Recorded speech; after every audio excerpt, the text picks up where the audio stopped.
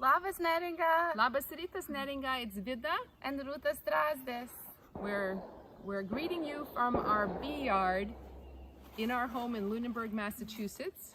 Today we're going to check the beehive, and we know we have some honey that's ready to be taken from the bees. So we're going to give you a lesson today on how to take honey off of a beehive. How to spin it out. And how to spin it out. Labas rytas. I'm going to lift the top off of my honey hive. You guys want to see inside? Okay. The bees are in there doing their thing. I'm going to give them a little bit of smoke just to keep them from emitting the alarm that someone's going into their hive. And now I'm going to try to pull up and see one of these frames and see how full of it is with honey.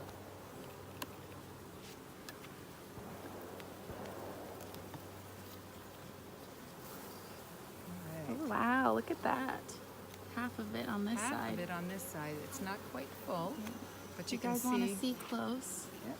All those capped cells. You can see this is the foundation that's still bare, and then you can look a little closer and you'll see that they've drawn it out into honeycomb. You can see all that honey that's not capped yet right there. I'm going to move some of those beads, okay, so you guys can see them better. Okay, and then you see the part here that's a little bit lighter.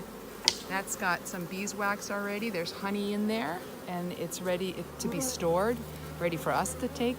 But this part is still, there's some fluid in there. The bees, what they do is they deposit the nectar in here, and then they sit there. You see this one right there that I'm filming on? It looks like it's depositing something into one of the cells. Yep. Okay, so I'm going to check this guy. This one I think we can wait on. It's yeah, we still can not leave him ready. in there still. We're still working on that one. All right, I'm taking one out.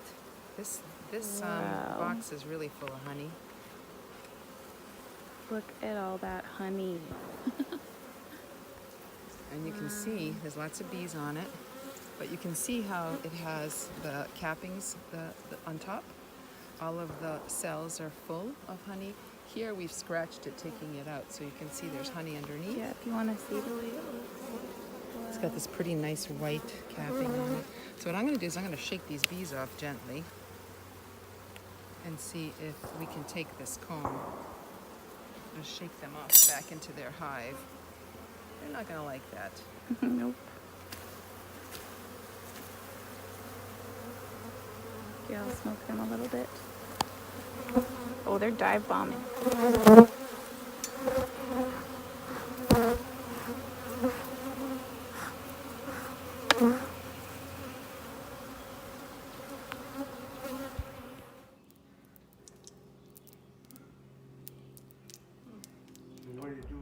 Hi! Sound the same. So now we've taken the combs out of the honey hive, and this is what they look like. I think we showed you guys earlier, but this is a really, really heavy one. It weighs probably close, I would say this is like a 7-pounder. That is huge. It's so big. Mm-hmm. That is a lot of honey. Yum. So now that we're away from the bees, we can uncap it with this little comb that I have here. And if you want to show closely, just so they can see how it comes off pretty easy. And you have to take off this capped portion of it so that when I bring it over to Mom over there in that spinning tool, the honey can spin out.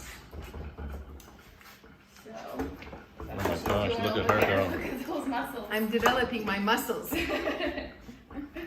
as the sweat drips off my face. It's like it's so hot, it's 90 degrees. It's today. 90 degrees. Figured we chose this really hot day to do this, but this is when this thing was available. So this is called a honey extractor, and I put 4 of those frames in here this way, long side down. I'll show you. And they're perpendicular, so we've put them in like this. Spin it again a little bit before you take it out. And you can see how with they move, and just that force, that centrifugal force, causes the honey to I can come smell out the of honey when you comb. do that. It's like fanning at me. And it hits the side of the honey of this extractor and ends Cool. up collecting in the bottom. So why did you have the lid on before? Just so bugs don't get in. And I think it was nice to look at it, but this is what they give It us. smells delicious when you rotate And the. then over here, I'm gonna let the honey out. And it goes into, this is a double sieve. It has sort of a rougher surface on top to catch all the beeswax Dead cappings. bees? Dead bees, yeah. And then the bottom part is a much finer sieve. So it has to go through through this one and then goes through the finer one. And the finer one gets all the little bug legs and stuff. So, let's see. Ooh, liquid gold. Look at that. Yum, yummy. So I'm gonna keep spinning and see if we can get some more of the honey out of these guys. While that does just pour it out. And then we'll bottle that up.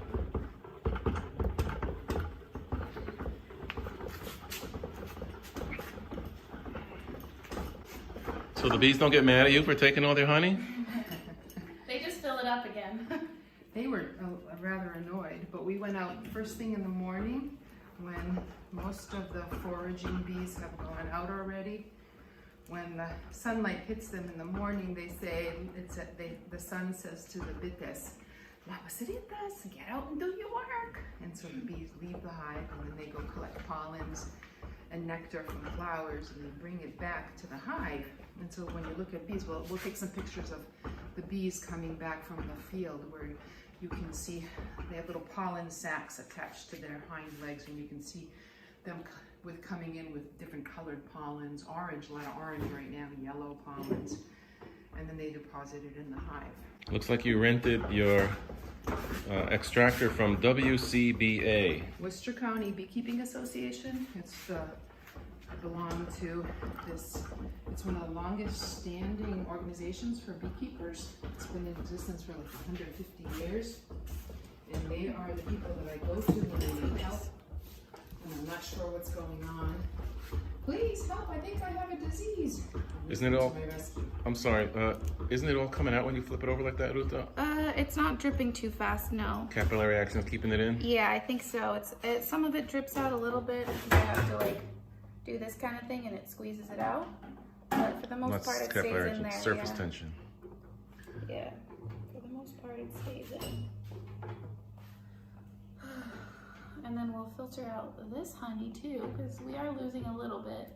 But we'll do that after.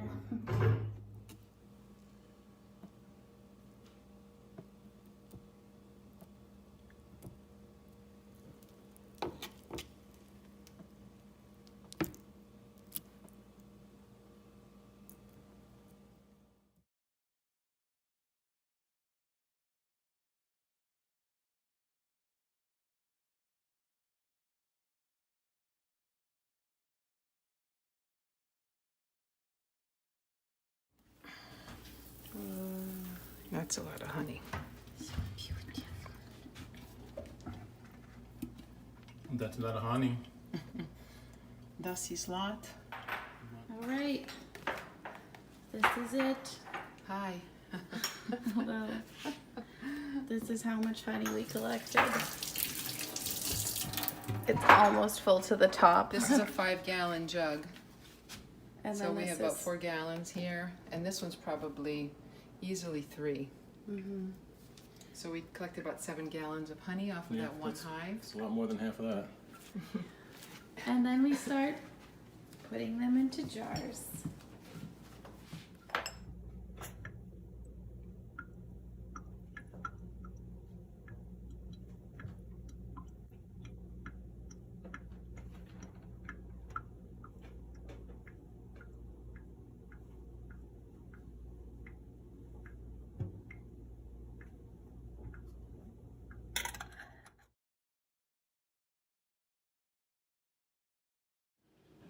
What I've done here now is I've managed to open this up and Take a look at what we've got. Lots of honey. Lots of jarred honey. All in jars. What we wanted to show you was the difference between, we spun out some frames that we had from the fall, and I separated the honey from the spring honey, and I just wanted to show you the difference between the spring honey and the fall honey. How it's a completely different color. And the spring honey This is is the spring, and this one's the fall, and they actually taste completely different. When you taste this one, the fall honey, it's more of your traditional taste, but when you try this one has the beautiful floral notes, and you go, oh my god, this is the best honey I've ever had in my whole life. It's wonderful. yeah, I like the spring honey better too. Yeah. So we hope that you enjoyed our show. Thank you. Labas Neringa Labas sudėjau. sudėjau.